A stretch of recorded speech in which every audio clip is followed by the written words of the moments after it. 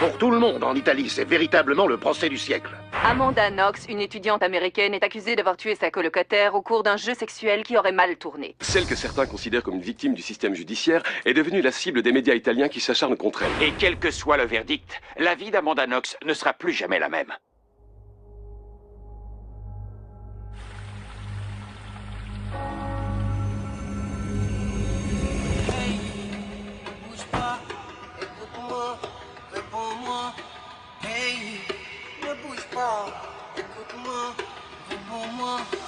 Rends-moi le cœur que tu m'as volé, elle m'appartient.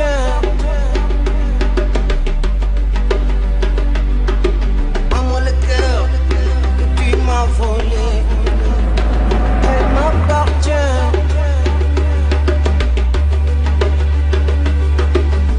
C'est comme on a vécu que le temps de pause, l'espace d'un matin.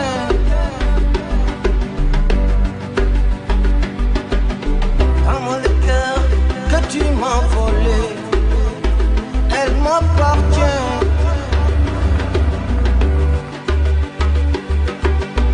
C'est comme on a vécu que le temps d'une pause, l'espace d'un matin. Hey, ne bouge pas, ne bouge pas. Hey, ne bouge pas, ne bouge pas, ne bouge pas.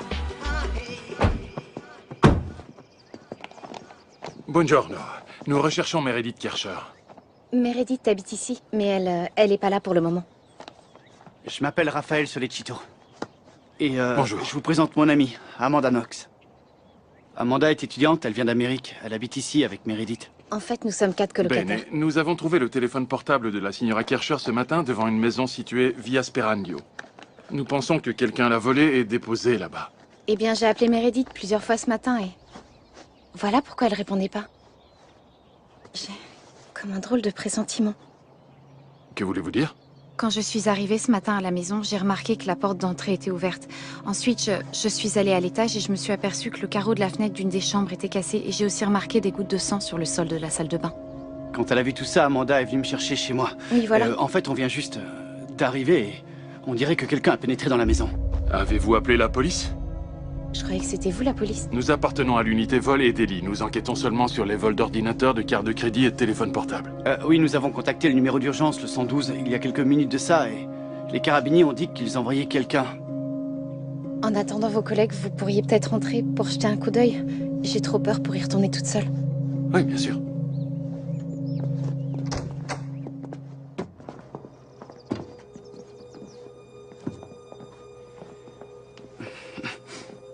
La salle de bain est par là. Quand j'y suis allée ce matin pour prendre ma douche et que j'ai vu des gouttes de sang, je me suis dit que peut-être quelqu'un s'était coupé. Bonjour. C'est Philomena, une autre de mes colocataires. Qu'est-ce qui se passe? Quelqu'un a brisé le carreau de ta fenêtre. Oh mon Dieu.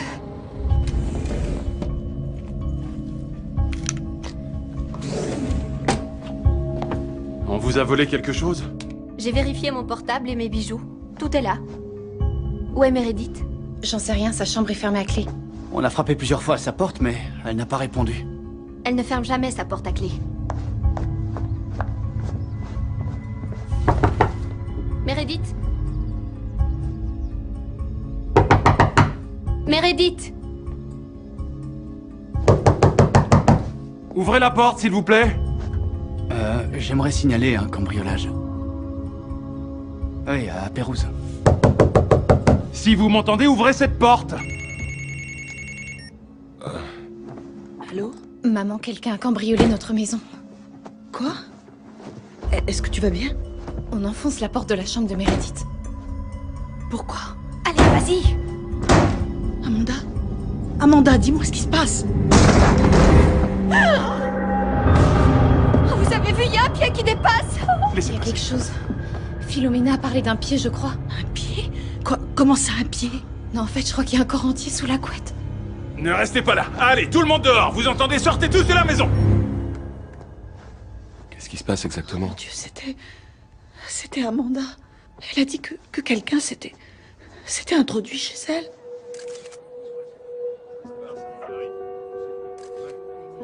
L'actualité nous amène aujourd'hui à Pérouse, où vient de se produire le meurtre d'une jeune étudiante britannique. Comme vous le voyez derrière moi, les équipes médico-légales de la police ont déjà investi la maison où aurait été commis le crime. Pour l'heure, les autorités n'ont pas fait la moindre déclaration officielle. Évidemment, nous vous tiendrons informés de la situation. C'est dingue. J'arrive pas à croire que ce soit réellement arrivé. Ouais, je sais.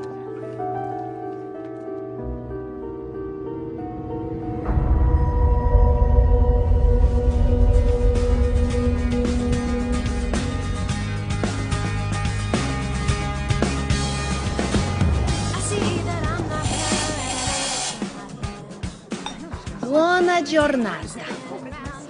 Buona giornata. Buona giornata, signore. C'est de l'italien, ça veut dire bonne journée. D'accord, si vous le dites. Alors, il me faudrait un déca lait de soja cappuccino et aussi un macchiato glacé. Ok, déca soja cappuccino et macchiato glacé. Ça arrive tout de suite, ma belle. Bon sang, Amanda, j'arrive toujours pas à réaliser que bientôt tu seras plus là.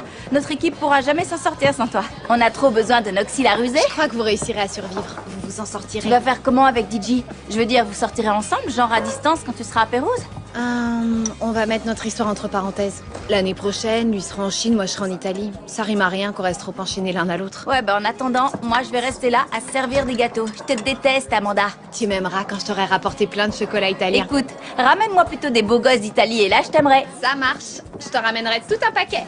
Ah non, c'est pas vrai. Dans mes bras, ma chérie. Je t'adore, maman. Je t'aime aussi, mon cœur. Salut, Bonjour ma chérie, comment va ma grande voyageuse? Je vais bien et toi, comment ça va? Tu me manques déjà. Tu sais que je t'aime, toi, hein? Tu le sais, ça? Bon, alors dis-moi, ça te fait quoi au juste de quitter Seattle? J'adore Seattle. Et j'adore aussi l'université de Washington. Mais c'est génial d'aller vivre dans un endroit totalement différent. Ok, maman, à toi, maman. Ah non, non, non, non, pas de caméra, pas de caméra. Oh non, ma chérie! Amanda, nous sommes tous très fiers de toi.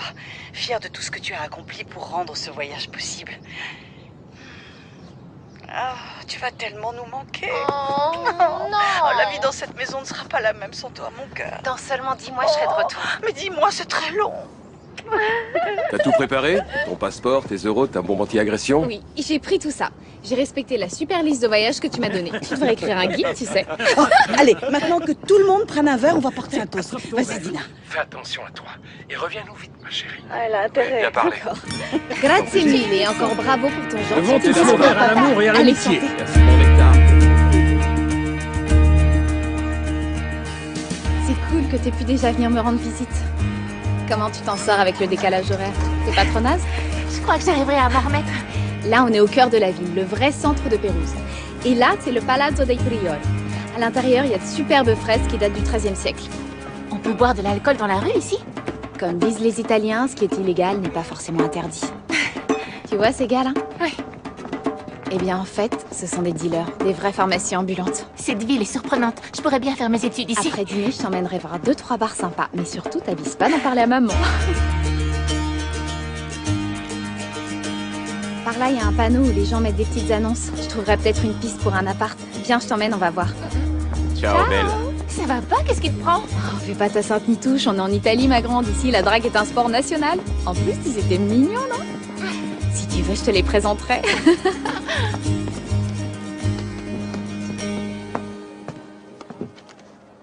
Oh, scusami. Je m'appelle Amanda, je suis étudiante. C'est vous qui cherchez une colocataire pour votre appartement? Oui. En fait, nous sommes 3 filles. Nous avons une chambre en trop. C'est tout près d'ici et le loyer est de 300 € par mois. C'est parfait. Quand est-ce que je peux le voir? Voilà, on y est. Bon, c'est par là. Tiens, voilà ta chambre. C'est pas hyper grand. Non, c'est chouette. C'est sympa, j'aime bien.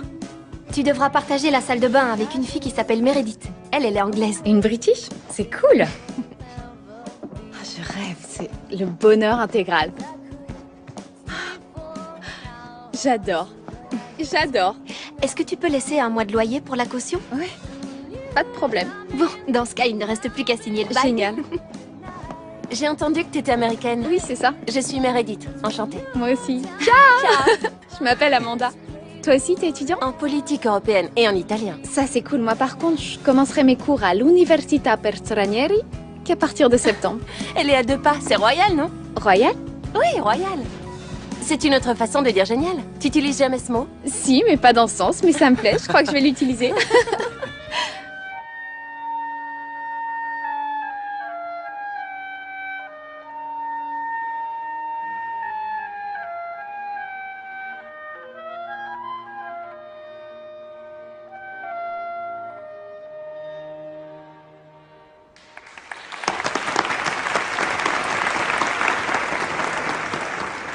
Il faut que je rentre. Quoi, c'est tout? J'ai un partiel de sciences humaines demain matin. Ah, mais je croyais qu'on irait boire un verre ensemble, Merlin. Une autre fois, d'accord?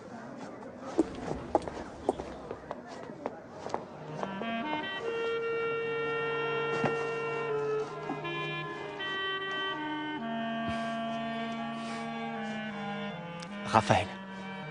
Amanda, buonasera. Je suis originaire d'une ville qui s'appelle Bari. C'est dans le sud. Au bord de la côte adriatique, oui, je connais. Bravo. T'es forte en géographie européenne, à ce que je vois. Tu sais, tous les Américains sont pas des ignares, faut pas croire. Quant à moi, je viens de Seattle. Ça t'inspire quoi? Voyons voir, Seattle, c'est une ville située dans l'État de Washington. Pas mal. Et Bill Gates a monté sa boîte dans le coin. Pour la plupart des gens, ça évoque plutôt Grey's Anatomy ou le lieu de naissance de Kurt Cobain que la ville où Bill Gates a construit son empire. Tu sais, je suis étudiant en ingénierie électronique. Ceci explique cela. Il n'empêche que ta réponse me plaît bien.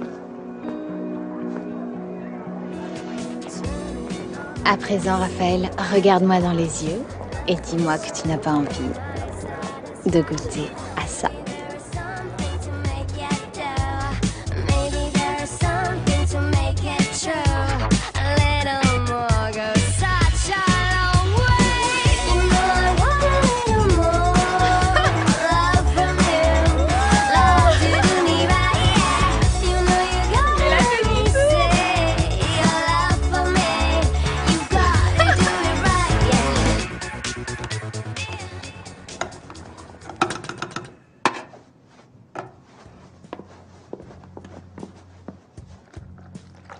Cette façon de cuisiner le risotto me vient de ma mère. Lorsqu'elle était encore en vie, elle en faisait tous les vendredis soirs. Ah, je suis désolée. Ne le sois pas. Franchement, tout ça... ça remonte à longtemps. Blood, le dernier des vampires. C'est un de mes mangas. Ce sont des bandes dessinées japonaises. J'en fais la collection. Pour moi, c'est comme des œuvres d'art. Ça a l'air pas mal. Et ton père, lui, il vit dans le coin? Non. Il est à Paris. Il est médecin. Molto importante. Mon père, lui, est vice-président d'une très grande chaîne de magasins. Et ma mère est prof de maths. Ils ont divorcé quand j'étais encore petite et pourtant... Mes parents étaient divorcés aussi, mais à l'époque, ce genre de choses... c'était pas très bien vu. À l'école, les autres gamins se moquaient pas mal de moi. Prego. Grazie. Ça a l'air délicieux. Pour moi non plus, c'était pas simple à l'école. T'es sérieuse? À cause de quoi? Ben, comme je faisais beaucoup de sport et que j'avais pas une petite amie avant d'entrer en première, les autres élèves croyaient que j'étais lesbienne.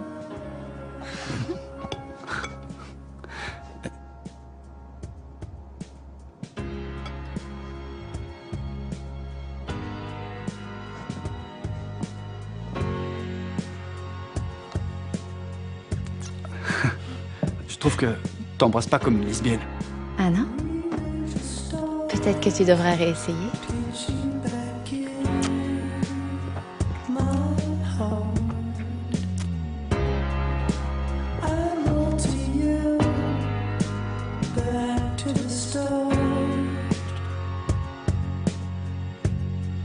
Ce marché au chocolat, c'est une vraie tuerie. Tu vas y aller? Oui, peut-être. Peut-être?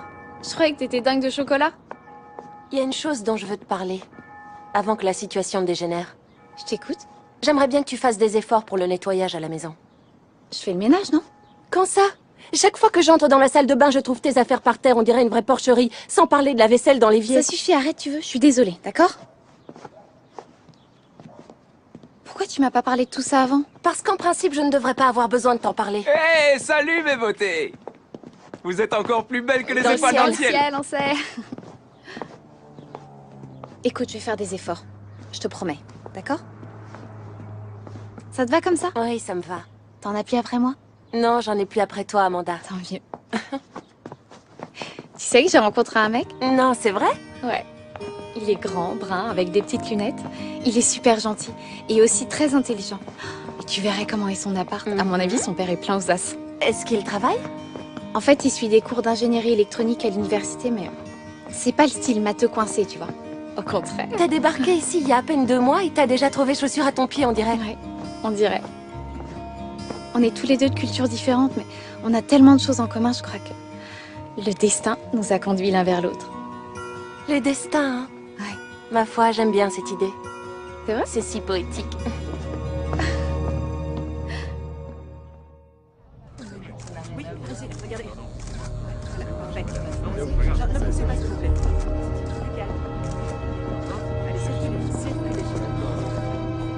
Tôt ce matin, Meredith Kercher, une étudiante britannique de 21 ans, a été retrouvée sauvagement assassinée dans la maison qu'elle occupait à Pérouse. L'émotion ici est immense car Meredith, ou Maize, telle que la surnommaient ses parents et ses amis, était non seulement une brillante étudiante, mais aussi une personne aimée de tous. Comme des milliers d'autres jeunes, Meredith Kercher avait choisi de passer une année à l'étranger dans le cadre de ses études. Hélas, elle ne rentrera jamais chez elle. C'était Nigel Fox depuis Pérouse, idem. Buongiorno. Buongiorno. Passare, per favore. Monsieur le procureur Minini, On a quoi pour le moment? une fenêtre fracturée à l'arrière de la maison. Elle donne dans la chambre de Philomena Romanelli, une colocataire de la victime. Donc l'agresseur se sera introduit par là. Nous pensons que cette effraction pourrait bien être une mise en scène. Allons jeter un coup d'œil. Par ici, monsieur le procureur.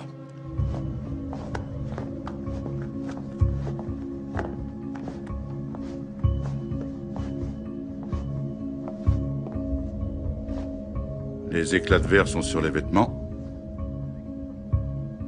Ça signifie que la vitre a été brisée après que la chambre a été retournée. Bonjour, monsieur le procureur. Pauvre gamine. On a trouvé la victime baignant dans une mare de sang. Son corps était recouvert par cette couette. Elle a eu la gorge tranchée. D'après les projections de sang, on peut établir qu'elle était à genoux devant l'armoire quand elle a été poignardée. La personne qui a fait ça a dû être recouverte de sang. Comment le tueur a pu partir sans laisser tomber la moindre goutte derrière lui? Nous avons relevé 2 empreintes de chaussures parfaitement visibles. On a aussi pu détecter la présence de quelques gouttes de sang grâce au luminol. À l'évidence, le tueur a cherché à effacer ses traces. Ce n'est pas le mode opératoire habituel d'un voleur ou d'un violeur.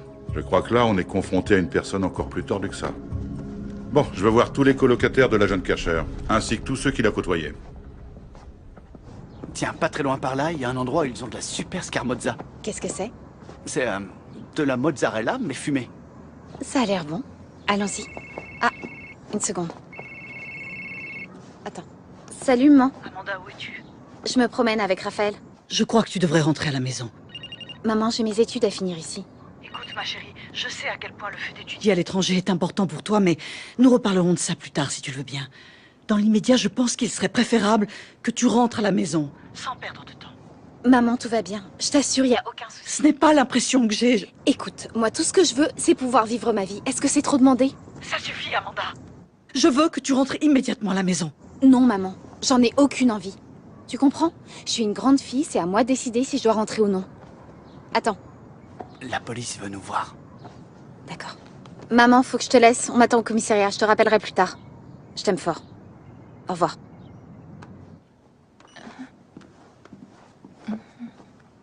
Elle dit qu'elle ne veut pas rentrer. Comment elle peut rester là-bas? À sa place, ça fait un bail que j'aurais pété un câble. Je veux dire, Amanda est persuadée qu'elle peut maîtriser le cours de sa vie, mais là, elle devrait se rendre compte que c'est grave.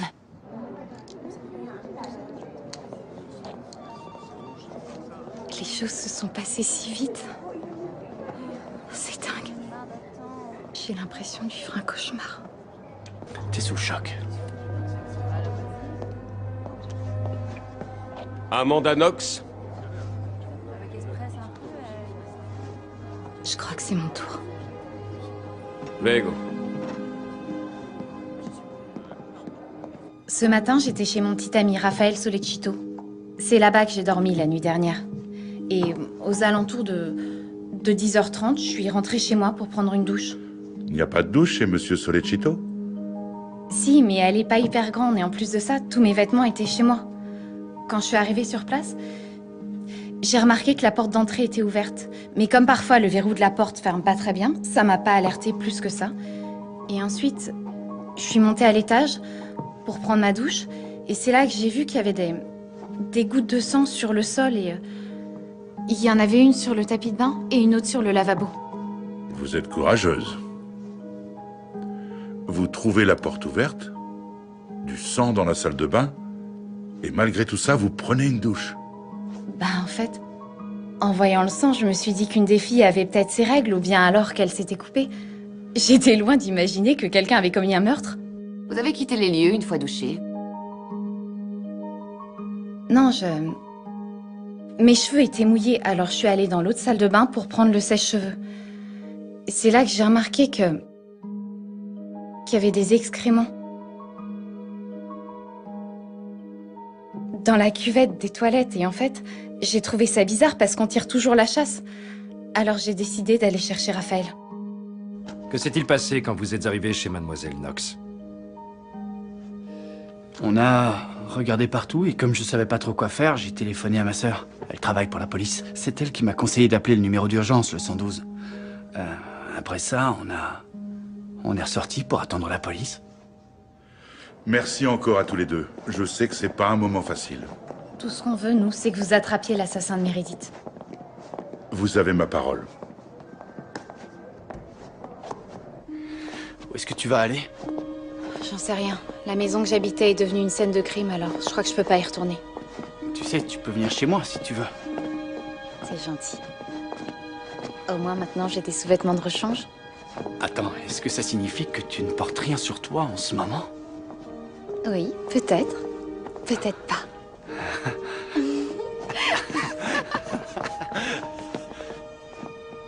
Qu'est-ce que c'est? C'est une sorte de mémorial improvisé. En l'honneur de Meredith. Elle a l'air heureuse.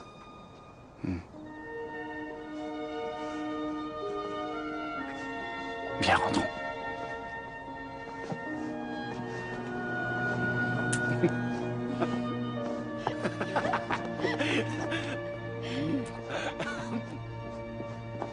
Hey, tu te rappelles, je t'avais dit que je cherchais un job à mi-temps. T'en as trouvé un? Pas encore, mais j'ai un plan pour être serveuse au Chic. Je vais aller voir. Tu viens avec moi? S'il te plaît, j'ai super besoin qu'on me soutienne. Bon, d'accord. Yes! T'es prête? Je veux vraiment décrocher ce job. T'es sûre que je suis assez sexy comme ça? Oui, allez, viens. Goûtez-moi ce doux nectar, il est obtenu à partir de cépages de la région. Grazie. Vous savez qu'on peut faire des super cocktails avec vos liqueurs? Vous connaissez des recettes originales? Une en particulier. Vous voulez goûter? Et comment? J'ai besoin d'une serveuse. Et ça 2 soirs par semaine. Vous avez une expérience professionnelle? Oui. Quand j'étais au lycée, j'ai travaillé à temps partiel dans un bar, dans un bowling et dans une galerie d'art. La paye au Chic est de 50 € par semaine, plus les pourboires. Vous voulez y réfléchir? Non, ça me va. C'est d'accord. Tenez, pour vous.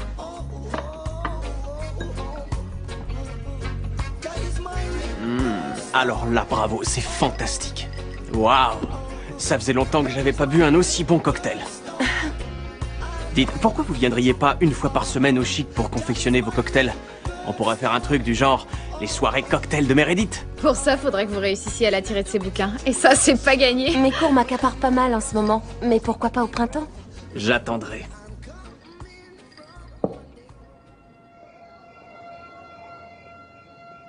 À quoi tu penses?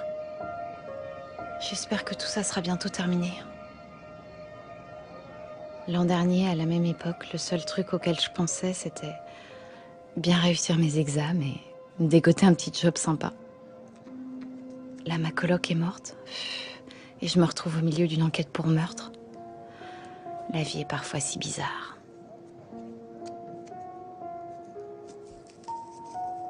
On arrivera à surmonter tout ça. Car on peut compter l'un sur l'autre.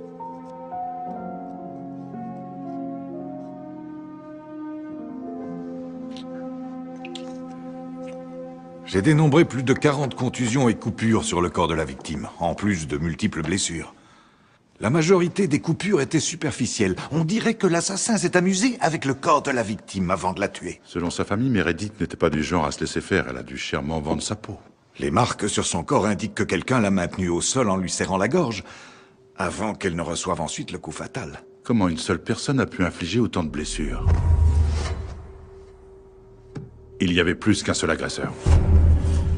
A-t-elle été violée? Elle a été soit violée, soit la protagoniste d'un acte sexuel violent et consenti. Impossible de le dire. Bon alors, quelqu'un a eu un rapport avec elle avant d'essayer de l'étrangler. Quand ses agresseurs ont vu qu'elle résistait, ils lui ont tranché la gorge. Le coup mortel lui a sectionné l'artère thyroïdienne. Quelle est l'heure de la mort? Entre 21h30 et 23h30. Mais il y a également autre chose. Grâce aux équipes médico-légales, nous savons avec certitude que plusieurs heures après le décès, on a retiré le soutien-gorge du corps de la victime et que son cadavre a été déplacé. Quel genre de tueur peut retourner sur la scène du crime, nettoyer les lieux, simuler un cambriolage et déplacer le corps? Nous tentons de reconstituer l'emploi du temps des 24 dernières heures de Meredith. Vous vous souvenez quand vous l'avez vue pour la dernière fois? Oui. C'était le jour de sa mort. Il devait être aux alentours de midi. J'étais dans le salon en train de jouer de la guitare.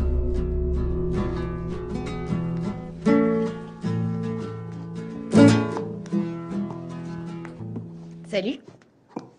Salut. Oh, je suis complètement claquée. Je suis rentrée à 5h30 du matin. T'as comme une marque sur le visage. Ah, du faux sang. J'étais en vampire pour Halloween. Vous savez, une enquête policière, c'est ennuyeux. On remplit de la paperasse. On pose des questions à n'en plus finir. Pourriez-vous retourner sur la scène de crime avec moi? Je vous promets de ne pas vous poser les mêmes questions. Oui, bien sûr. Les 4 garçons qui vivent en bas de chez vous, vous les connaissez bien? Ouais, en fait, nous sommes tous amis. Est-ce que Meredith couchait avec l'un d'entre eux? Oui, elle voyait souvent Giacomo Silenzi. C'est un garçon vraiment gentil. Ce garçon a une clé pour entrer ici? Non, je crois pas. Meredith et lui ne se fréquentaient que depuis quelques semaines. Je vous demande ça car nous pensons que l'assassin de Meredith a utilisé une clé pour entrer ici. Je croyais qu'il était entré par la fenêtre de la chambre. Nous pensons là encore que cette histoire de cambriolage est en réalité une mise en scène organisée après les faits afin de brouiller les pistes.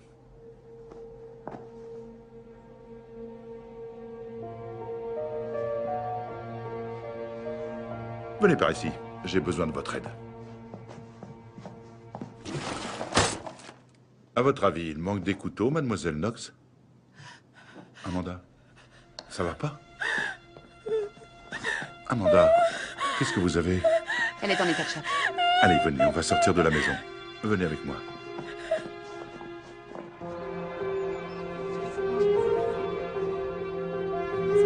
Personne ne passe. Mettez votre capuche, Amanda. Pourquoi? À cause des paparazzi. Très bien, allez, venez. Monsieur le procureur, est-il vrai que Meredith Kercher a été violée? A-t-elle été violée? Pas de commentaires. Laissez-nous passer. Monsieur Minini, avez-vous de nouveaux éléments? Oui. Pouvez-vous nous en parler? Oui, nous en avons, nous les étudions pour le moment. C'est bon, ça suffit. Laissez-nous passer. Merci, merci beaucoup. Montez. Oui, je vais prendre le volant. Circulez maintenant. Je viens juste d'avoir Amanda. Elle m'a dit que la police l'avait emmenée sur les lieux du crime. Elle en a été toute retournée. Les enquêteurs n'ont pas d'autres témoins? Après Amanda, ils interrogent tous ceux qui connaissaient Meredith. Ça doit être traumatisant pour elle d'avoir à se remémorer chaque jour une horreur pareille. Elle a dit que cette semaine, il l'avait interrogée tous les jours, sans exception. Amanda est suffisamment dégourdie pour supporter ça. Elle se trouve loin de chez elle, Chris. Elle doit composer avec la police d'un autre pays dans une langue qui n'est pas la sienne. Tu as raison. Je vais aller la rejoindre. Je ne la laisserai pas supporter cette épreuve toute seule un jour de plus. Nous avons trouvé cette trace près du corps de Meredith Karcher. Elle correspond à celle d'une chaussure de sport pour homme. Le sang correspond bien à celui de la victime. Cette empreinte maculée de sang a été retrouvée sur le tapis de la salle de bain. C'est celle d'un homme. Le labo est en train de l'étudier afin de déterminer avec précision son origine. La pointure est la même que celle de Rafael Sollecito. Qu'en est-il des empreintes trouvées grâce au luminol dans l'entrée? Elles sont comparables à celles de Sollecito? Non, elles sont trop petites. Elles correspondent à une pointure entre 36 et 38 au maximum. Amanda Knox, elle, chose du 37.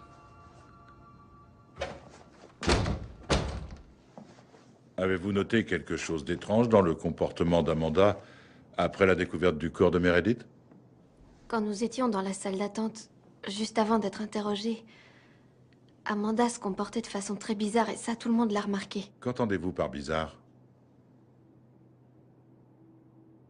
Les amis anglais de Meredith et moi étions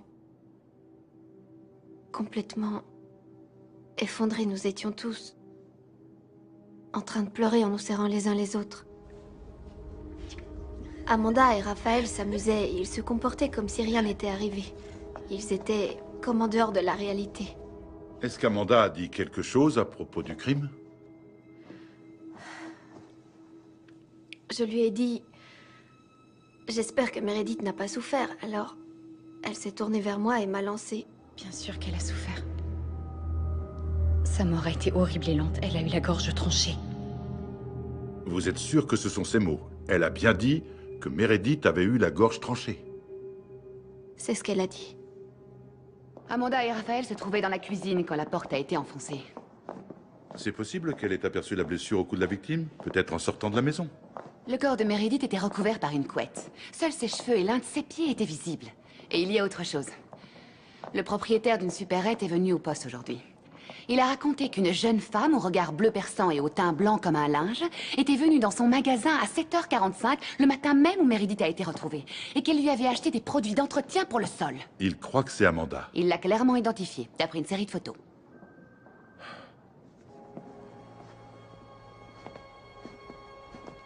Bon. Oh, ça sonne. C'est les flics. Pronto? Oui, Sollecito. Hein? Très bien. Je dois me présenter chez eux dans 30 minutes. Ils veulent nous voir tous les deux? Non, que moi. J'ai trop peur à l'idée de rester seule. Je vais venir avec toi. D'accord. Partire dal 29... 29. Raphaël Sollecito? Suivez-moi.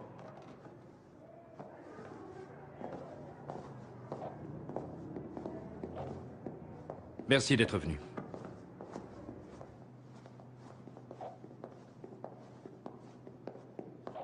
Nos services ont épluché votre passé. Entre les stupes et vous, c'est une longue histoire à ce qu'il paraît. J'ai en effet goûté à quelques produits. Mais aujourd'hui, je fume essentiellement de l'herbe. Est-il vrai aussi que vous portez toujours un couteau sur vous? Je collectionne les couteaux depuis l'âge de 14 ans. C'est un hobby. Oui, comme le fait de mentir. Qu'est-ce que je dois comprendre? Ces relevés téléphoniques montrent que vous et Amanda Knox avez éteint vos téléphones portables à 22h le soir du meurtre, pour les rallumer à 6h le lendemain matin. Oui, il est possible que j'ai rallumé mon téléphone à cette heure-là. Où est le problème? Vous avez dit que le 2 novembre, vous et Amanda aviez dormi jusqu'à 10h. Seriez-vous somnambule? J'ai dû oublier. Vous avez dû oublier. Quand les policiers sont arrivés à la maison, vous leur avez dit avoir déjà composé le numéro d'urgence. Nous n'avons aucune trace d'un tel appel. J'ai vraiment passé cet appel? Oui, ça je sais, mais vous l'avez passé 10 minutes après que les policiers soient arrivés, pas avant.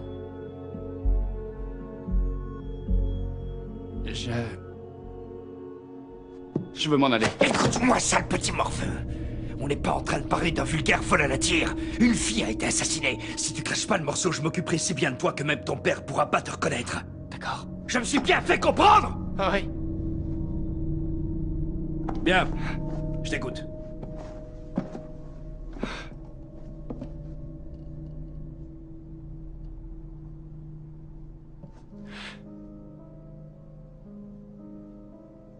Je vous ai raconté pas mal de bêtises lors de ma première déposition.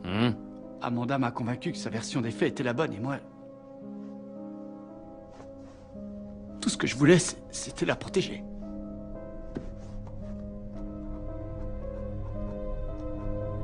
Mais je n'ai pas fait attention à ces contradictions.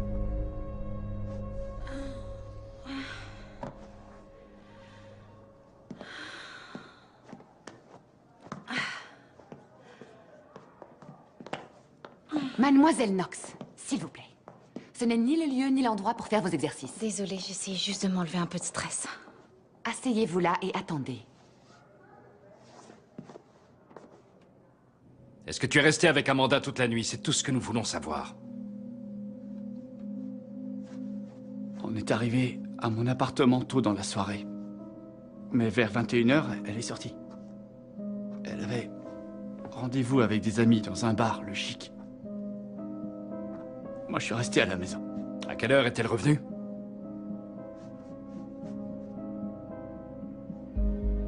Pas avant 1h du matin. Je n'ai aucune idée de l'endroit où elle a passé la nuit.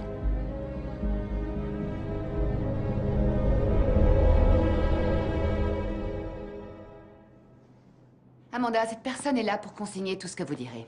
Bonjour. Oui, Raphaël.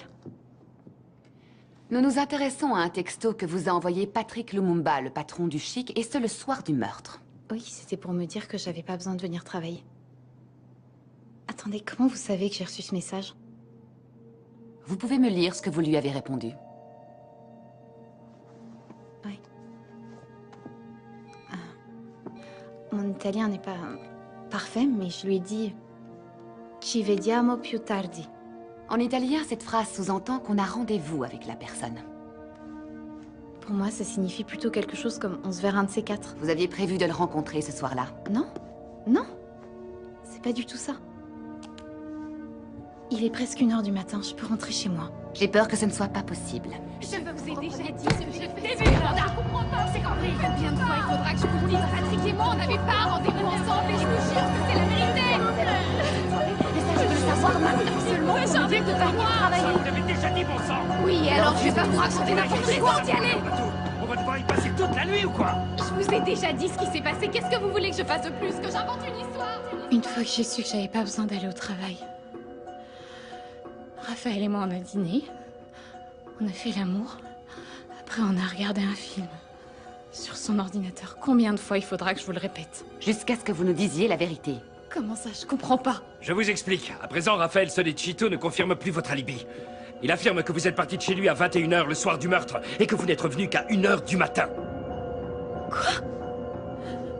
Mais enfin, mais c'est faux, je vous le jure! Dites-moi qui vous essayez de protéger, Amanda! Est-ce que c'est Lumumba? Non, tout ça n'a aucun sens. Je n'essaye pas Amanda, je sais que vous voulez nous dire la vérité. Je peux le voir dans vos yeux. Je ne veux pas que vous payiez à la place de quelqu'un d'autre. Quand j'essaye de me souvenir de tout ce qui s'est passé cette nuit-là, j'y arrive Faites un pas. effort. Je me rappelle pas. Je sais Si vous nous mentez, vous irez en prison pour 30 ans et vous ne verrez plus jamais votre famille. Mais enfin, pourquoi? J'ai rien fait. Je suis innocente. Je vous jure que j'ai rien fait. Amanda, si vous coopérez avec nous, alors tout ira bien pour vous.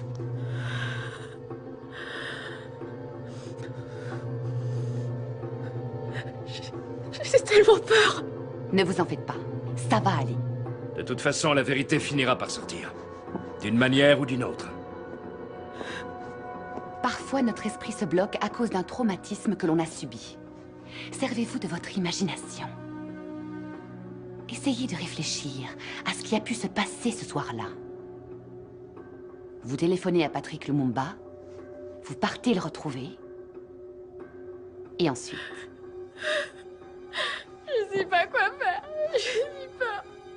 Je Ne craignez rien, tout va bien, Amanda. Essayez de faire appel à votre mémoire.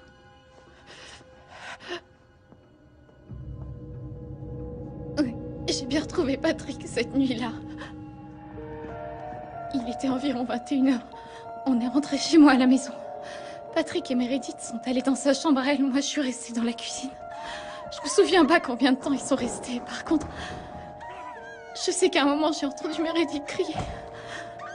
J'avais tellement peur.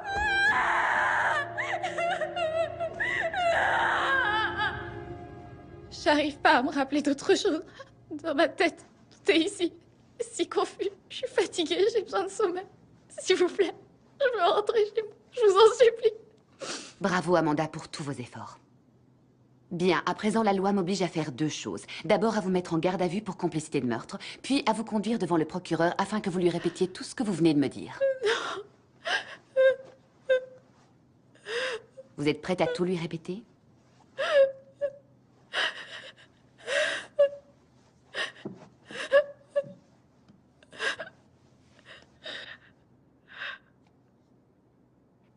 Trouvez Lumumba. Et ramenez-le sur le champ. Vous avez de la chance de ne pas être en Amérique, monsieur Lumumba. Vous y auriez été exécuté pour votre crime. Comment ça, quel crime? Écoutez, j'ai pas la moindre idée de quoi vous voulez parler.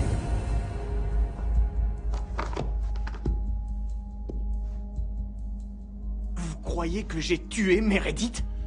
J'ai ici une déposition écrite signée par Amanda Knox. Cette dernière vous accuse d'avoir violé et assassiné Meredith Kercher. Cette fille ment!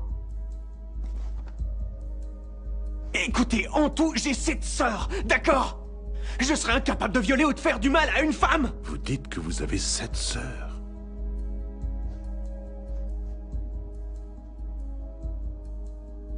Je dois reconnaître que c'est là un argument implacable. Nous avons fait une terrible méprise, je crois. Cet homme a 7 sœurs. Il est donc impossible qu'il ait pu violer et massacrer avec une telle sauvagerie une jeune femme innocente. Non, attendez, écoutez-moi! Je suis resté derrière mon bar durant toute la nuit. Je connaissais à peine Meredith, en tout cas ce qui est sûr, c'est que j'ai jamais mis les pieds chez elle. Seulement Amanda Knox nous a déclaré que vous y étiez cette nuit-là. Je ne vois pas quel intérêt elle aurait à vous impliquer là-dedans si vous n'étiez pas avec elle le soir du meurtre.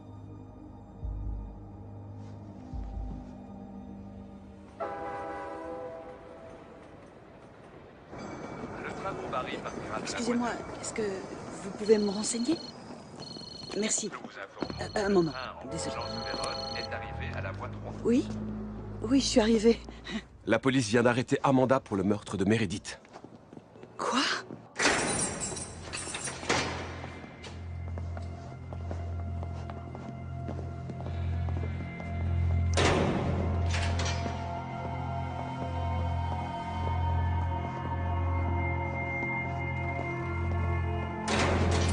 Je peux téléphoner à ma mère? Plus tard.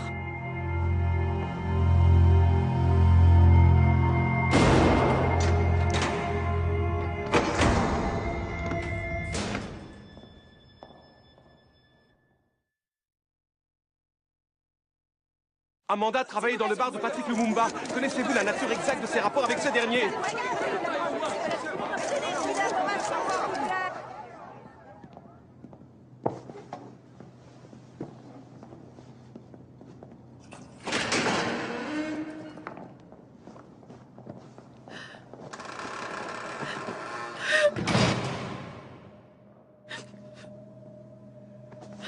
Est-ce que tu vas bien? Prego.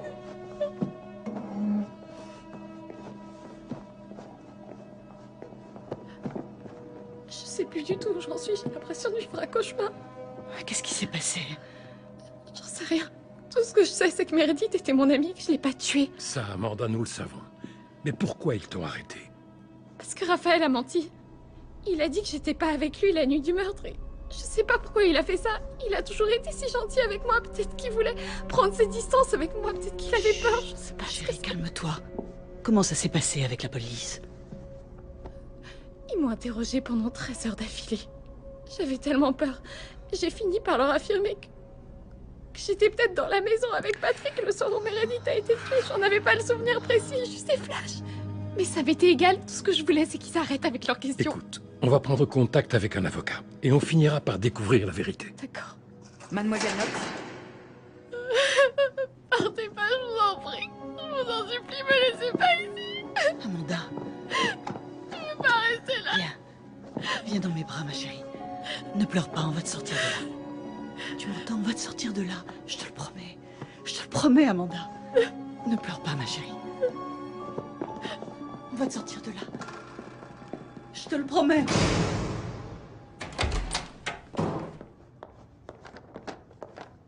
Je vous rappelle. Non seulement nous n'avons aucun élément permettant de prouver que Patrick Lumumba était bien sur les lieux du crime, mais voilà qu'à présent un témoin vient de confirmer son alibi. Vous avez une explication? Je crois qu'Amanda Knox nous a menti. Comment a-t-elle pu ne rien dire alors que je mettais un homme innocent derrière les barreaux suite à son témoignage? Elle nous prend pour des clowns, elle se moque de nous! Elle cherche peut-être à protéger quelqu'un. Nous avons trouvé une empreinte de doigt dans la chambre de Meredith. Elle n'appartient ni à Patrick, ni à Amanda, ni à Raphaël. Quand je l'ai rentrée dans la base de données, ça m'a donné un nom, Rudy Guédé. D'où il sort ce Rudy Guédé? Il est né en Côte d'Ivoire, il est arrivé ici lorsqu'il était enfant. Il a connu quelques petits déboires avec la justice, mais rien de sérieux. L'ennui, c'est que personne ne sait où il se trouve aujourd'hui. On va le trouver. Grazie.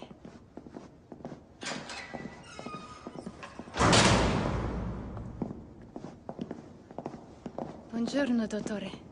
On m'a dit que vous vouliez me voir. Est-ce que tout va bien? J'ai le résultat de vos tests sanguins. Asseyez-vous.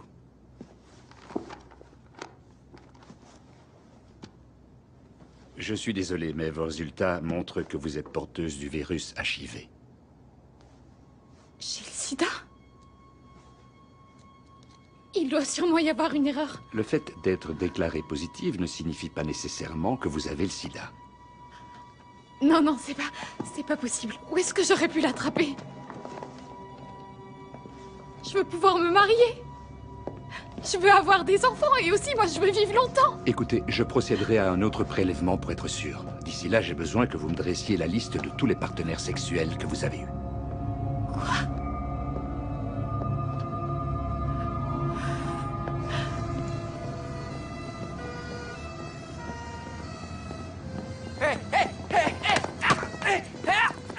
Hier, la police allemande a interpellé Rudy Guédé après avoir tracé des appels émanant de son téléphone portable. Guédé devrait être transféré rapidement vers l'Italie où il doit comparaître devant le tribunal de Pérouse en compagnie d'Amanda Knox et de Raphaël Solecito pour le meurtre de l'étudiante britannique Meredith Kercher. L'arrestation de Guédé marque une nouvelle étape dans une affaire où les zones d'ombre demeurent importantes. La justice va maintenant s'intéresser de près au profil de cet homme.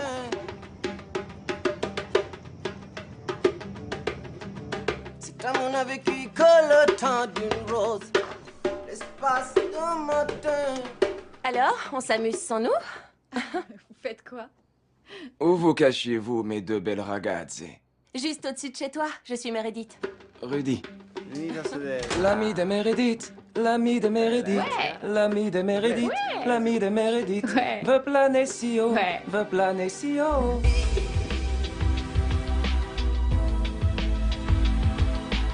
Hey, ne bouge pas, ne bouge pas, ne bouge pas. Hey, ne bouge pas, ne bouge pas. Hey, Donc tout le monde espère maintenant qu'il livrera le nom du ou des meurtriers de la jeune Meredith Kercher. Vous serez heureuse d'apprendre que Rudy Guédé est entre les mains de la police italienne. Tant mieux. Est-ce qu'on l'a déjà interrogé? Brièvement. Il a déclaré avoir eu un rapport consenti avec Meredith, puis être allé ensuite dans la salle de bain. De retour dans la chambre, il aurait vu un homme bizarre tenant un couteau plein de sang se pencher au-dessus de Meredith. Il a aussi dit aux policiers qu'Amanda n'était en aucun cas impliquée. Grâce à Dieu. Bon, alors, ma fille va sortir quand? Monsieur Lumumba, selon vous, pourquoi Amanda Knox vous a-t-elle accusé à tort? J'avoue que je ne le sais pas vraiment. Mais je ne pense pas qu'elle soit diabolique. Car pour être diabolique, il faut que vous ayez une âme. Et Amanda en est dépourvue. C'est une coquille vide. Elle est morte à l'intérieur. J'ai reçu les résultats définitifs de votre test de dépistage du HIV. Ils sont négatifs. Négatif. Mhm. Vous êtes sûr que c'est négatif? Eh bien, vos échantillons de sang ont été testés à 3 reprises. Comment ça se fait? Avant, vous m'avez dit que j'étais positive. À l'évidence, le labo s'est trompé. Ça arrive parfois. Ça arrive parfois. Mhm. Non, mais enfin, c'est de ma vie dont vous êtes en train de parler, là. Qu'est-ce que vous cherchez à la fin? Que je devienne folle, que je pète un câble? C'est ça que vous essayez de faire? Alors, Non, calmez. ne me touchez pas! Vous êtes cinglés. De toute façon, dans ce pays, la police, la presse, tout le monde est cinglé. Cette attente dure depuis des semaines et des semaines. Ils ont déjà arrêté l'homme qui a fait ça, alors pourquoi ma fille est toujours en prison? Le dossier d'Amanda est compliqué. Qu'entendez-vous par compliqué? Eh bien, après examen des résultats de l'autopsie de la victime, le ministère public estime que Guédé n'a pas pu agir seul. Et qu'il avait un ou des complices. Mais Guédé a déclaré qu'Amanda n'était pas là le soir du meurtre. Il a modifié sa déposition. Il dit avoir retrouvé Meredith au cours d'une fête organisée pour Halloween. Maintenant, il prétend qu'Amanda et Raphaël étaient bien présents à la maison, la nuit du meurtre. Toujours selon Guédé, Meredith l'aurait invité dans sa chambre et alors qu'ils s'embrassaient, il déclare avoir été pris de maux de ventre. Faut que j'aille au chiottes. Il était donc assis sur les toilettes avec ses écouteurs vissés dans les oreilles quand il a entendu un grand cri. Quand il est sorti, il a croisé un homme qu'il a identifié comme étant Raphaël. Ce dernier tenait un couteau plein de sang. Meredith! Meredith! Non! Meredith! Oh, c'est pas vrai! Qui t'a fait ça? Attends! Il dit avoir tout fait pour sauver Meredith, mais en vain. Oh, c'est pas vrai! Ensuite, il a regardé par la fenêtre et il a vu une femme qu'il a décrite comme étant Amanda. Ce qu'il raconte n'a absolument aucun sens. Guédé essaie juste de sauver sa peau. C'est lui qui a violé cette fille et ensuite il l'a tuée.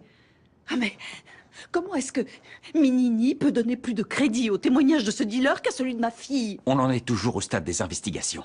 L'enquête risque de durer encore pas mal de temps. Excusez-moi, monsieur Giordano, ne le prenez pas mal. Mais le système judiciaire que vous avez dans ce pays est complètement nul et incohérent. On a trouvé de l'ADN de Rudy Guédé un peu partout dans la chambre de la victime, mais aussi sur le soutien-gorge de Meredith, sur son sac à main, sur son t-shirt et à l'intérieur de son corps. On a relevé de l'ADN appartenant à Amanda Knox mélangé avec du sang de Meredith dans 5 endroits différents de la maison. En examinant le sang retrouvé sur le robinet de la salle de bain, on a découvert qu'il s'agissait en fait du sang de Meredith mélangé à celui d'Amanda. Voici un cliché du couteau que nos équipes ont récupéré dans le tiroir de la cuisine de Raphaël. Nous avons pu identifier l'ADN d'Amanda ici sur le manche et celui de Meredith sur le bout de la lame. Donc Amanda pose la lame sur la gorge de Meredith afin de la tenir sous son contrôle. Puis Solecito la maintient au sol, pendant que Guédé la viole. Mais Meredith se rebelle, alors Amanda lui plante le couteau dans la gorge et la tue.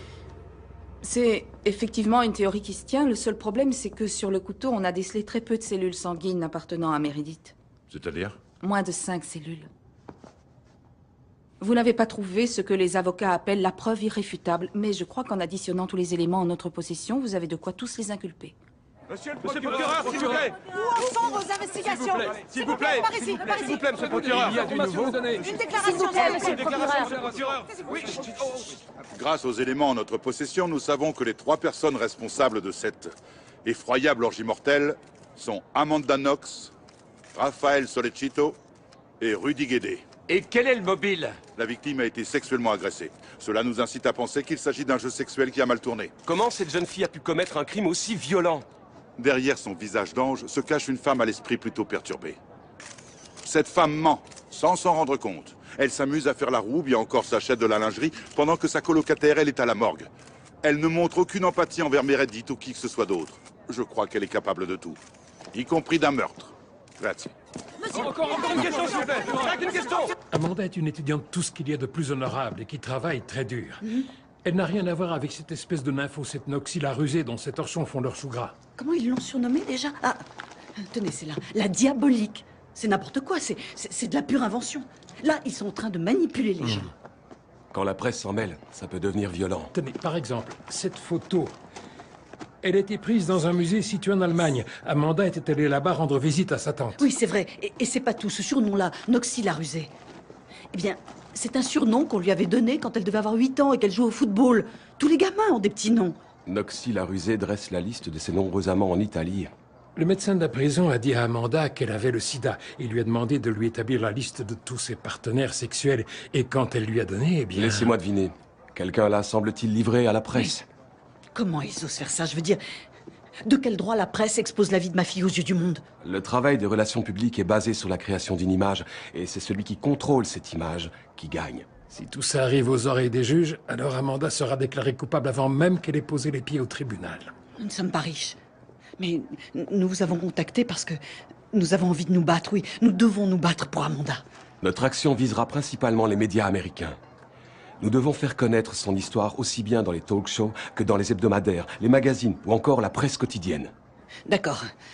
De toute façon, nous ferons tout pour vous aider au mieux, pas vrai? Autre chose pourrait nous aider, justement. Le procureur en charge du dossier de notre fille est sous le coup d'une accusation en Italie. Ça mérite qu'on y regarde de plus près. Une jeune et brillante étudiante américaine, Amanda Knox, est actuellement en train de croupir dans une prison de Pérouse pour un crime qu'elle dit ne pas avoir commis. Or, depuis aujourd'hui, elle n'est plus la seule à être sur la sellette.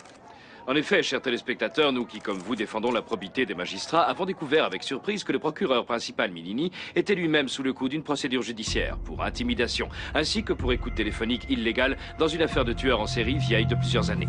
Il procuratore Giuliano Mignini è stato attaccato dai media americani per le intercettazioni. Le procureur De par son action et son franc-parler, Minini s'est fait bon nombre d'ennemis au cours de sa carrière de magistrat. Ce ne sont que des ragots, de purs ragots. Ils essaient de sauver leur fille en détruisant ma réputation. C'est inadmissible. Écoutez, Giuliano, ce n'est qu'un écran de fumée, un acte désespéré, rien de plus, vous le savez, non? Est-ce moi qui ai accusé à tort un homme innocent? Ou menti à la police pour mon alibi? Ou laissé mon sang et mon ADN sur les lieux du crime? Qui s'amusait à faire la roue? Ou qui essaie par tous les moyens d'être blanchi? Qu'est-ce que j'ai fait, moi, hein? J'ai juste fait mon travail.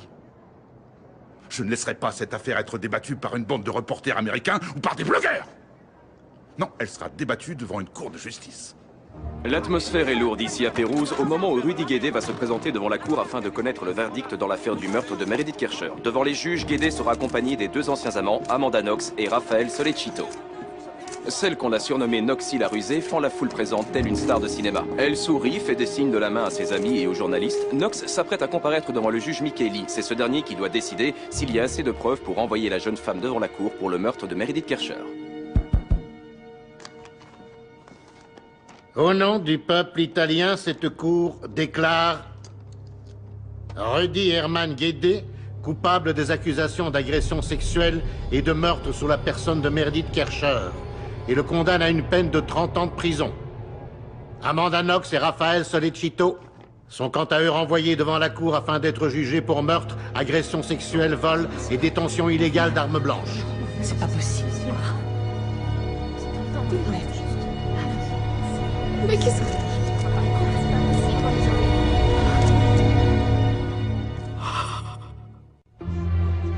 Ici, Amanda. Amanda. Une photo, s'il vous plaît.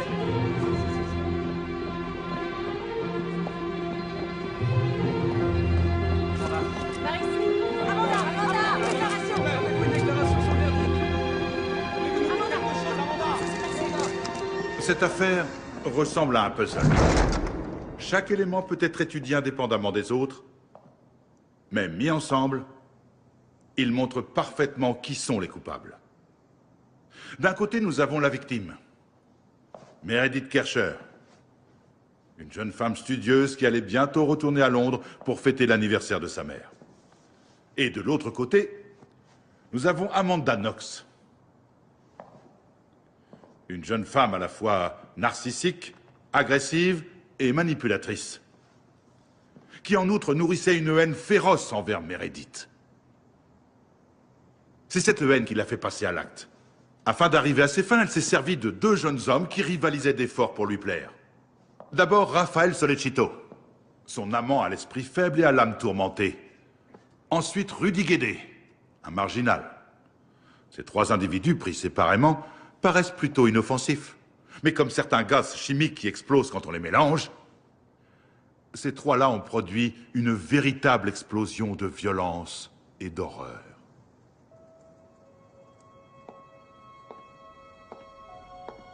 Quand on m'a appris la mort de Meredith, c'est drôle, mais je n'y ai pas cru. Et je n'y crois toujours pas. Je continue de la chercher. Ce qui m'a choqué le plus, ce n'est pas la nouvelle de sa mort, mais la façon dont elle a été tuée. La brutalité de cet acte. Son extrême violence. Chez beaucoup de gens, ça a provoqué une immense tristesse. Ça fait un choc d'envoyer son enfant à l'école et après de savoir qu'elle ne reviendra pas. Je crois que je ne parviendrai jamais à surmonter cette épreuve.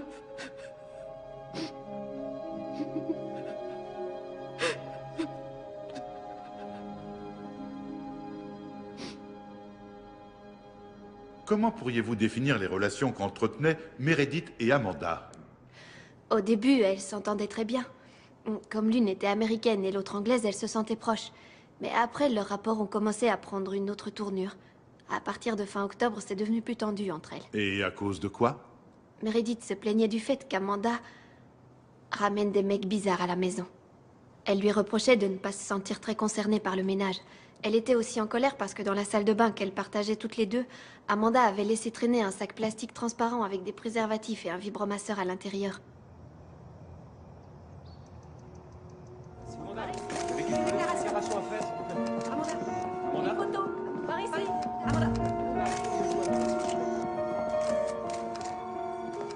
Monsieur Rinaldi, vous avez une boutique de vêtements dans le centre-ville, n'est-ce pas? Oui, la marque Bobos. Le 3 novembre dernier, est-ce que les accusés sont venus dans votre boutique? Oui, ils sont venus. Ils ont acheté de la lingerie. Et est-ce qu'Amanda Knox a dit quelque chose à Rafael Solecito quand ils étaient là-bas? Oui.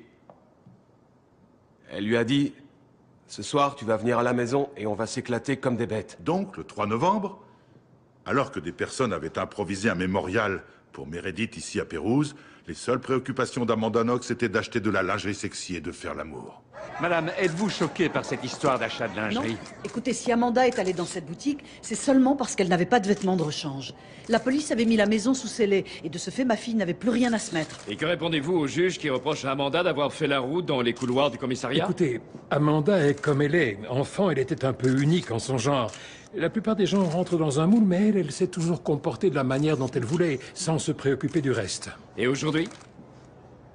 Elle a beaucoup grandi. Signora Knox, un commentaire pour la télévision italienne. Désolée, je n'ai plus rien à dire. Non, laissez-moi. Pouvez-vous dire à la cour ce que vous avez fait ce soir du 1er novembre 2007? Oui. J'étais en compagnie de Raphaël à son appartement. Et on a lu un peu, on a écouté de la musique. Et après, plus tard dans la soirée, on a regardé un film sur son ordinateur. Vous avez également téléphoné à votre mère ce soir-là. À 3 h du matin, heure de Seattle. En fait, je me souviens pas avoir fait ça. Je l'ai appelé plus tard, quand la police allait défoncer la porte de la Non, chambre. c'est le premier coup de fil qui est important. Parce que quand il était 3 h du matin à Seattle, il était tout juste midi à Pérouse. Il ne s'était encore rien passé. La police n'était pas arrivée, la porte était toujours intacte. Et le corps de Meredith n'avait pas encore été retrouvé. Alors pourquoi avez-vous éprouvé le besoin de réveiller votre mère au beau milieu de la nuit? Je lui ai pas téléphoné, comme vous le dites. Si l'on se réfère à la déposition faite par votre mère, ainsi qu'à ce relevé d'appel téléphonique, vous l'avez fait. Bon, d'accord, soit. Alors je lui ai téléphoné, mais je m'en souviens pas. Comme vous le savez, Marco Vitello, le gérant d'une supérette, a déclaré que vous étiez entré dans son magasin le matin du 2 novembre à très exactement 7 h 45 et que vous étiez allé directement vers le rayon des produits de nettoyage. Je peux savoir pourquoi? J'étais encore au lit à cette heure-là. Ce monsieur doit se tromper. Pourtant, il vous a formellement reconnu. Il a déclaré être sûr que c'était vous. Je suis allée plusieurs fois dans son magasin. À mon avis, il s'est sûrement trompé dans les dates. Venons-en maintenant à la date du 6 novembre. Ce jour-là, lors d'un interrogatoire, vous avez accusé à tort Patrick Lumumba du meurtre de Meredith Kercher. Pourquoi? Parce que C'était la seule personne à laquelle la police... La seule personne à laquelle la police s'intéressait. Et je savais pas quoi faire. Je n'arrivais plus à me rappeler ce qui s'était passé. Ces oublis, ces absences, c'est quelque chose d'habituel chez vous? Non, là, je crois que c'était directement lié à la façon dont j'étais interrogée. Je dois avouer, j'étais vraiment très stressée et je savais plus où j'en étais. Après, les policiers m'ont cité le nom de Patrick et en quelque sorte, j'ai eu comme un flash qui m'a fait dire que Patrick était le meurtrier. Donc parfois, vous ne faites plus la différence entre ce qui est vrai et ce qui ne l'est pas. Là, vous savez que vous êtes au tribunal et pas à la plage, non? Est-ce que je peux continuer? Je vous en prie. C'est plus tard que j'ai réalisé que tout ce que j'avais pu dire n'était pas lié à ma mémoire, mais plutôt à mon imagination et que... Patrick était innocent. Il est innocent. Mais ça, vous ne l'avez jamais dit aux policiers. Vous ne me l'avez jamais dit à moi. Vous avez préféré vous taire et laisser un innocent croupir en prison. Cela dit, vous aviez peut-être une bonne raison de laisser Lumumba porter le chapeau. Objection!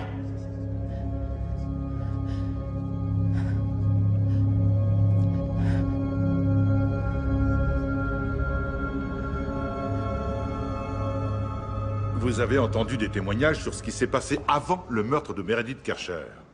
Et également sur ce qui s'est passé après. En me fondant sur des preuves, je vais à présent vous révéler ce qui s'est passé pendant.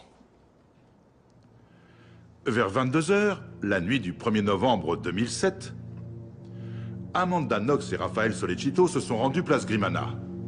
Je crois qu'ils sont allés là-bas rencontrer Rudy Guédé pour lui acheter de la drogue. À 23 h 20, Amanda ouvre la porte de la maison avec sa clé. Les deux hommes et elle pénètrent à l'intérieur. Ils sont tous trois sous l'influence de drogue et d'alcool. Rudy va dans la salle de bain. Amanda et Raphaël trouvent Meredith dans sa chambre. Elle vient juste de rentrer d'un dîner avec ses amis anglais. Les deux jeunes femmes commencent à se disputer. Pourquoi? À vrai dire, il peut y avoir un tas de raisons. Les tensions entre les deux colocataires pouvaient provenir de petites jalousies, ou du fait que Meredith ne supportait plus les frasques sexuelles d'Amanda ou son incapacité chronique à faire le ménage. Le temps était venu pour Amanda de prendre sa revanche. Et c'est là que le calvaire de Meredith commença. C'est bien l'accusée qui donna le premier coup, déclenchant par là même un véritable enchaînement de violences. Et c'est elle aussi qui planta le couteau dans la gorge de Meredith. Ce sont Amanda et Raphaël qui, plus tard, sont revenus afin de déshabiller Meredith. Ils lui ont coupé son soutien-gorge. Et ce, afin de faire croire qu'il s'agissait d'un viol. Ensuite, Amanda a recouvert le corps avec une couette. Une forme d'ultime hommage de respect pour la victime.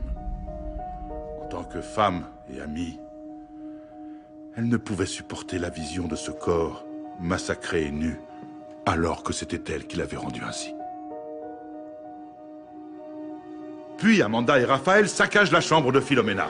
Ils jettent une pierre à travers la fenêtre. Des éclats de verre tombent sur les vêtements et sur le sol. Ce sont Amanda et Raphaël qui ont mis en scène le cambriolage de la chambre. Ils décident ensuite de nettoyer la scène de crime grâce aux produits qu'ils avaient achetés, mais ils en sont empêchés par une arrivée impromptue. Celle des policiers venus rapporter son portable à Meredith. Buongiorno. Meredith Kercher était une jeune femme aimée de tous. Sa mère, son père, sa sœur et ses deux frères devront désormais se rendre au cimetière pour lui rendre visite. Amanda Knox et Raphaël Sollecito ont arraché la pauvre Meredith à ce monde. Vous devez leur donner ce qu'ils méritent. Ergastolo! La prison à vie!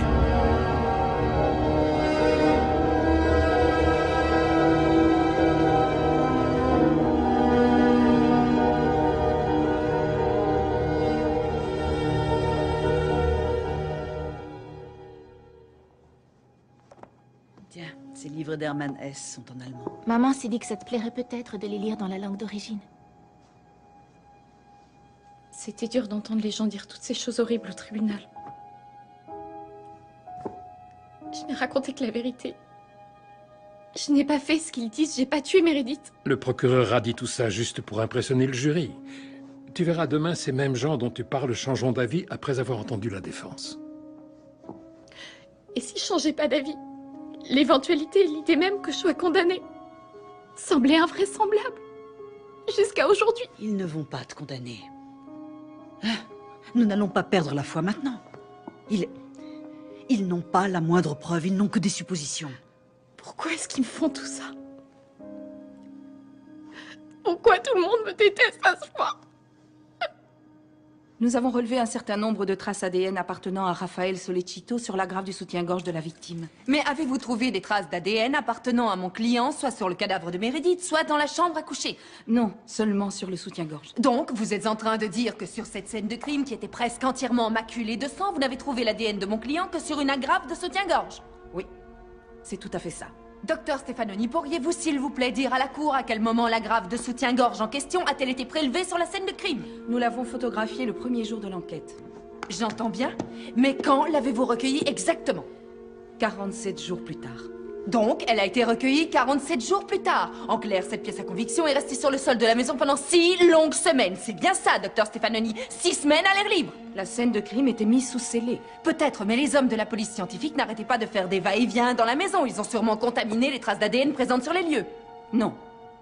Sur l'ensemble de la maison, une autre trace d'ADN a été clairement identifiée comme appartenant à Rafael Solecito. C'était dans la cuisine, sur le mégot d'une cigarette. Et un ADN, ça ne vole pas, vous le savez. Non. Bien sûr que non. Mais, sachant maintenant que vous avez commis un impair dans le recueillement des preuves, je me dis simplement qu'il est possible que vous en ayez commis un au sein de votre laboratoire. Docteur Stefanoni, d'après la quantité de sang perdu et le nombre de blessures reçues par Meredith Kercher, vous diriez qu'elle a lutté de façon acharnée pour sauver sa vie? Oui. Après cette lutte acharnée, la police a retrouvé des empreintes et des traces d'ADN appartenant à Rudy Guédé un peu partout dans la chambre de Meredith. Or, dans le même temps, on n'a retrouvé ni empreintes, ni cheveux, ni gouttes de sueur, ni même aucune goutte de sang ou trace d'ADN appartenant à Amanda Knox. Comment vous expliquez ça? Je connais de nombreux exemples d'agressions à l'arme blanche où aucun ADN n'a été déposé. Plus tôt, vous avez déclaré avoir identifié de l'ADN correspondant à celui de Meredith Kercher sur la lame de ce couteau, qui avait été saisi auprès de Monsieur Solecito. En effet, je confirme. Combien de tests avez-vous effectués à partir de cet ADN? Un seul. L'échantillon en question était extrêmement modeste. Extrêmement modeste, vous avez dit? Il était pratiquement inexistant. Juste 5 cellules, hein? C'est bien ça, docteur? Oui, c'est bien ça. Docteur Torré, pourriez-vous, s'il vous plaît, me donner votre avis de professionnel sur le bien fondé de l'étude des traces ADN appartenant à Meredith Kercher ayant été retrouvées sur le couteau? La faible intensité du marqueur fluorescent indique que le test a été mené à partir de 4 ou 5 cellules. Si on veut avoir un résultat fiable, il en faut moins le double. Partant de ce constat, j'aimerais savoir quelle est votre conclusion sur cette affaire, si c'est possible. La relative pauvreté de l'échantillon utilisé tend à indiquer qu'il ne correspond pas à une photographie exacte du code génétique de la victime, mais qu'il a été contaminé lors de manipulations dans un laboratoire. Donc, après avoir réexaminé cette preuve, quelle est votre théorie à propos de ce crime? Si je me réfère à l'ADN et aux empreintes retrouvées sur les lieux du meurtre, je pense que Rudy Guédé est le seul et unique auteur de ce crime. Voilà ce qui a dû se passer. Guédé immobilise la victime par la force, puis il oblige cette dernière à se mettre à genoux. Il se positionne devant elle comme ceci, et ensuite il la frappe avec le couteau et la tue. On m'a dit d'être calme. Mais je ne le suis pas. Je suis effrayée à l'idée de me perdre moi-même. J'ai peur d'être prise pour ce que je ne suis pas. J'ai peur d'être considérée comme un assassin, et ce pour le restant de mes jours. Après toutes ces semaines en prison, je dois l'avouer, je me sens triste. Et également désorientée. En face de vous, je me sens vulnérable. Mais je suis sûre au moins d'une chose. C'est que Meredith était mon amie. Et je sais que je n'aurais jamais pu lui faire du mal. J'ai la conscience tranquille. J'aimerais saluer le procureur et son équipe, parce qu'ils font leur travail. Même si certains croient le contraire. Le seul désir que j'ai, c'est qu'enfin la justice soit rendue dans cette affaire.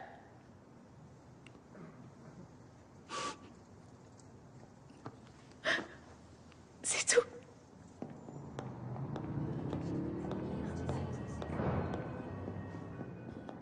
Tu as vraiment assuré aujourd'hui. Tu étais généreuse et directe. Oui. Je crois que tu as réussi à toucher le jury. Ils étaient Oui, vraiment... les jurés avaient tous l'air de te croire. Oui. Mais si jamais c'était pas le cas. Tu dois garder confiance, d'accord? Le jury va bien voir que la version du procureur ne tient pas la route. De toute façon, même s'il ne le voit pas là, nous gagnerons en appel. Je t'ai acheté un billet d'avion.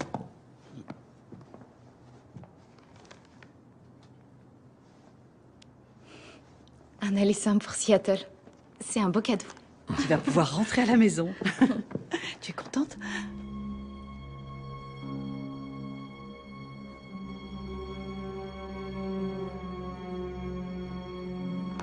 Nous déclarons Amanda Marie Knox, coupable du meurtre de sa colocataire Meredith Kercher, coupable de falsification de scène de crime et coupable de calomnie à l'encontre de la personne de Patrick Lumumba. En conséquence, nous condamnons l'accusé à une peine de 26 années de réclusion. Nous déclarons Raphaël Solicito coupable d'agression sexuelle et de meurtre sur la personne de Meredith Kercher, ainsi que de falsification de scène de crime. En conséquence, nous condamnons l'accusé à une peine de 25 années de réclusion.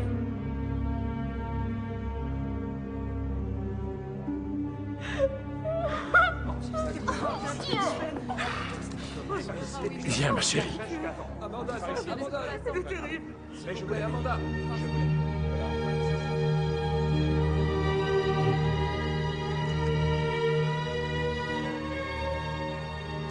Allez, venez.